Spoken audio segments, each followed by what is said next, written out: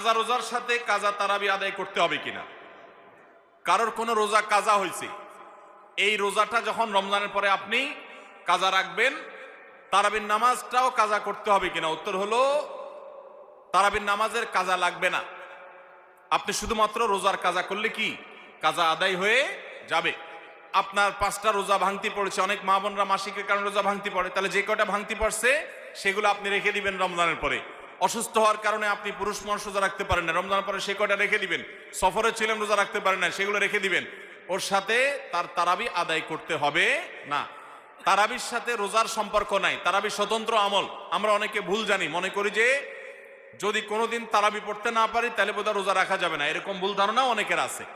রোজার সাথে তারাবির কোনো সম্পর্ক নাই। এমনকি একজন মানুষ রোজা রাখতে পারছে না কিন্তু তারাবি পড়ার সুযোগ আছে, তিনি অবশ্যই তারাবি পড়ার চেষ্টা করবেন, কারণ দুইটাই স্বতন্ত্র ইবাদত। তারাবি পড়া সুন্নাত,